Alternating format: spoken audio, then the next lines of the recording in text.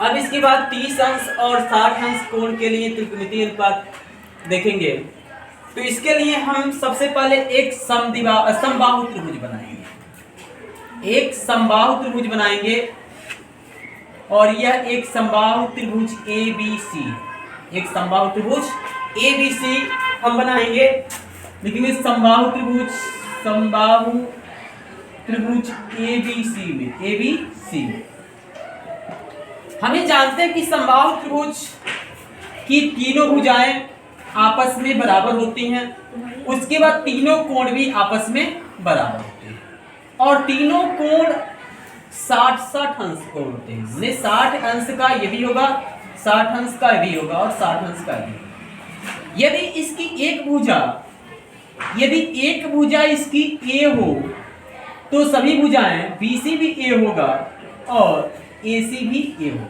समबाहु त्रिभुज की यदि एक भुजा A हो तो सभी भुजाएं A होंगी। ये भी A होगा, ये भी A होगा और ये भी भुजा A होगा।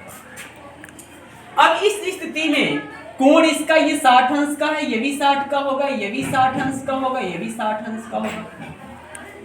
हम क्या करते हैं कि इस समबाहु त्रिभुज में किसी एक शीर्ष से, यदि हम शीर्ष इसको लेते हैं, यह शीर्ष, इससे क्या करें कि शीर्ष A से BC पर लंब डालें, BC पर लंब, माने AB यहाँ पे कर लेंगे D, हम AD लंब BC खींचेंगे।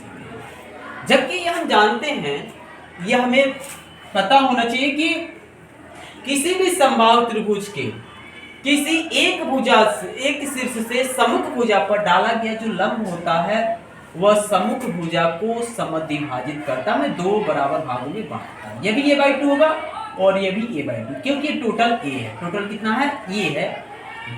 BC जब A है तो BD कितना होगा? लिखेंगे BD और इसको CD, यह A/2 होगी, A/2।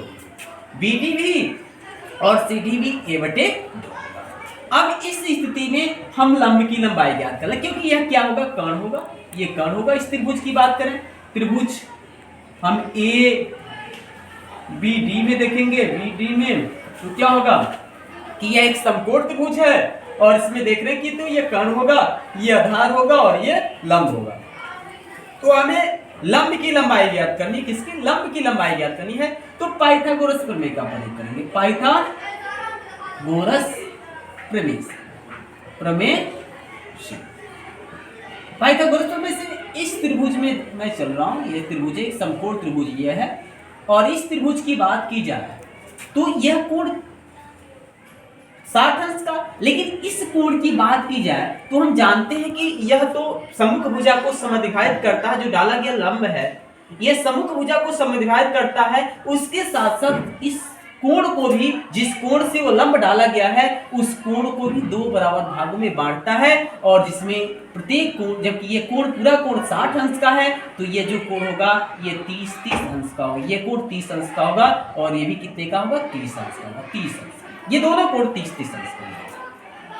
सबसे पहले हम इसमें पाइथागोरस प्रमेय का प्रयोग करते हैं। तो देख रहे हैं कि क्या दिया गया? AB का वर्ग, कर्ण का वर्ग, कर्ण AB है, AB का वर्ग बराबर BD का वर्ग, BD का वर्ग धन AD का वर्ग, AD का वर्ग। यहां पे देखते हैं कि AB का वर्ग क्या होगा? तो AB का वर्ग A है, A का वर्ग कर लेंगे।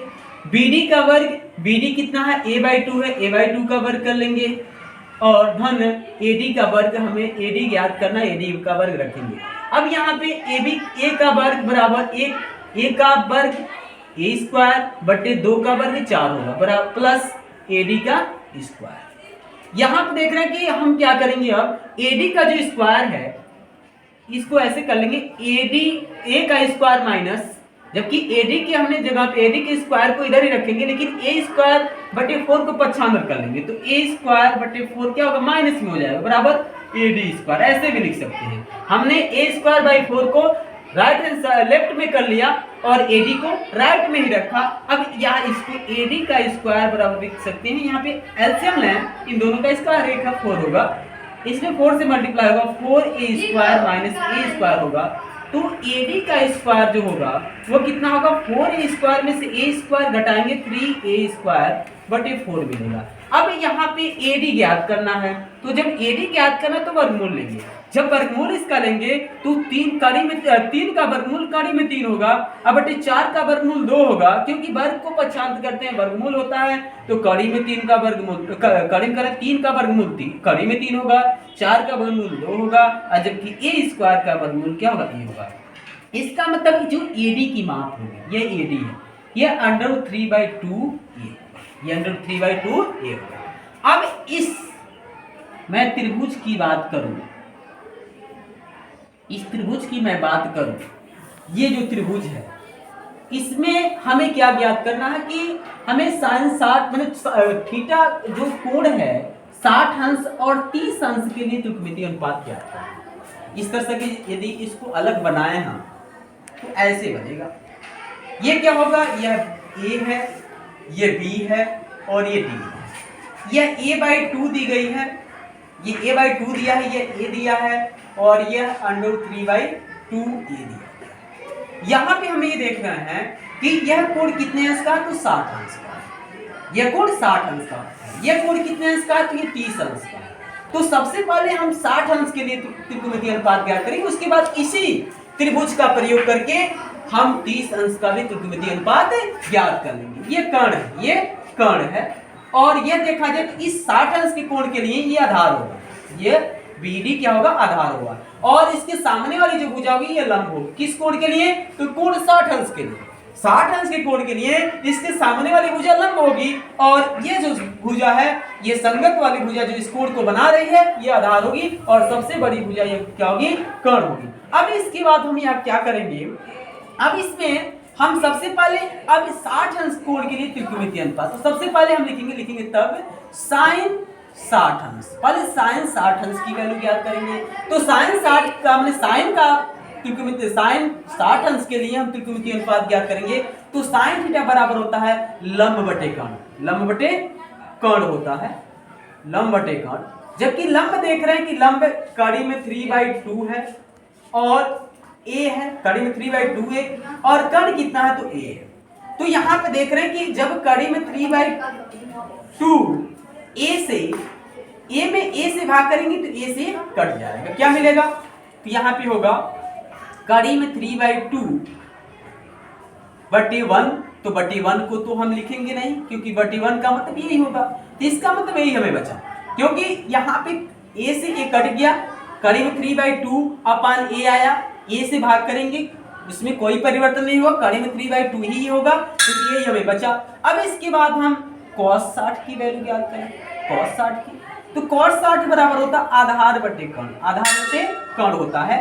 तो आधार बटे कर्ण की बात की जाए तो यहाँ पे ये देखेंगे कि आधार कितना है, तो a/2 है, कर्ण कितना है, तो कर्ण देख रहे हैं 1 है, a है, कर्ण कितना है, a, तो यहाँ पे देखेंगे इसका मल्टीप्लाई इसमें होगा 2 में, तो यहाँ पे होगा a/2a, a से a कट जाएगा, a से कट जाएगा, क्योंकि a का मल्टीप्लाई 2 में होगा, तो a से a कट जाएगा, क्या बचेगा, 1/2 मिलेगा, यानी cos 60 की वैल्यू कितनी होगी, तो 1/2 होगी, cos 60 की वैल्यू 1/2 होगी।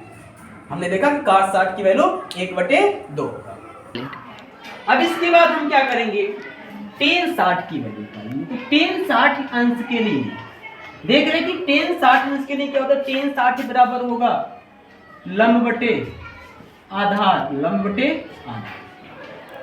तो लंब कितना दिया गया, देख रहे हैं कि लंब इसका कितना है, √3/2a, और आधार कितना है, तो a/2, तो यहाँ पे देख रहे हैं कि इस 2 का मल्टीप्लाई ऊपर होगा और इस a का मल्टीप्लाई 2 में होगा, तो यहाँ पे होगा √3a गुणे 2, अब बटे यहाँ पे 2 गुणे a होगा, a से a कट जाएगा, 2 से 2 कटेगा, tan 60 अंश की वैल्यू √3, tan 60 अंश की वैल्यू √ कितना होगा, 3 हमने देखा, क्योंकि यहाँ पे a से a कट गया, 2 से 2, क्योंकि ये 2 का मल्टीप्लाई ऊपर होगा और a का मल्टीप्लाई 2 में हो जाएगा, तो √3 मिलेगा, क्योंकि 2 से 2 कट गया और a से a कट गया यहाँ पे। अब इसके बाद हम क्या करेंगे, अब cot के लिए, cot 60 अंश, तो cot 60 अंश बराबर होता है आधार बटे cot 60 अंश बराबर आधार बटे लंब, आधार बटे लंब, आधार की वैल्यू कितनी दी गई है, तो हम देख रहे हैं कि a/2 और जबकि लंब की वैल्यू कड़ी में 3/2a, 2a। ये देख रहे हैं कि लंब की वैल्यू कड़ी में, यहाँ पे देख रहे हैं कड़ी में 3/2a दिया गया। तो यहाँ पे भी उसी प्रकार का मल्टीप्लाई करेंगे इसमें, तो यहाँ पे क्या होगा, 2 का मल्टीप्लाई ऊपर होगा 2a हो जाएगा, 2a बट यहाँ पे 2 इंटू कड़ी में 3a, तो a से a कट जाएगा, 2 से 2 कटेगा, क्या मिलेगा 1 बटे कड़ी में 3। तो यहाँ पे देखा गया cot 60 अंश की वैल्यू क्या मिला, 1 बटे कड़ी में 3 मिला, 1 बटे कड़ी में कितना मिला 3 मिला। अब इसके बाद हम क्या करेंगे कि हमने देखा कि tan 60 cot 60, अब इसके बाद हम क्या ज्ञात करेंगे कि अब इसके बाद हम sec 60 अंश की वैल्यू ज्ञात करेंगे, sec 60 अंश की वैल्यू क्या होगी, तो इसके लिए हम देख रहे हैं कि sec 60 अंश के लिए हम ये जानते हैं कि ये होता है कर्ण बटे आधार के बराबर, कर्ण बटे आधार के बराबर, sec 60 अंश बराबर होता है कर्ण बटे आधार। कर्ण कितना दिया गया है, तो कर्ण देख रहे हैं कि यहाँ पे कर्ण a दिया गया है, आधार कितना दिया, तो a/2 दिया गया है। यहाँ पे 2 का a में मल्टीप्लाई होगा, ऊपर मल्टीप्लाई होगा, और जब होगा तो यहाँ पे sec 60 अंश बराबर होगा 2a बटे a से कट जाएगा, क्या मिलेगा 2 मिलेगा, तो sec 60 अंश की वैल्यू जो होगा वह 2 होगा, sec 60 अंश की वैल्यू 2 होगा। अब इसके बाद हम क्या करेंगे, अब हम cosec 60 अंश की वैल्यू, cosec 60 अंश की वैल्यू ज्ञात करेंगे। cosec 60 अंश की वैल्यू क्या होगा, तो cosec 60 अंश की वैल्यू के लिए कर्ण बटे लंब होता है, कर्ण बटे लंब। कर्ण कितना दिया गया है, तो कर्ण देख रहे हैं हमें दिया गया a, और लंब कितना दिया गया है, तो कड़ी में 3/2 इंटू a, तो a से a कट जाएगा, ये 2 ऊपर चला जाएगा, यहाँ पे होगा 2 बटे √3, 2 बटे √3 cosec 60 अंश बराबर 2 बटे √3 होगा, 2 बटे √3 क्या होगा 3, cosec 60 अंश की वैल्यू जो होगा वो 2 बटे √3 के बराबर होगा। इस प्रकार से हमने 60 अंश के कोण के लिए त्रिकोणमितीय अनुपात हमने देख लिया। अब इसके बाद हम 30 अंश के लिए त्रिकोणमितीय अनुपात देखेंगे।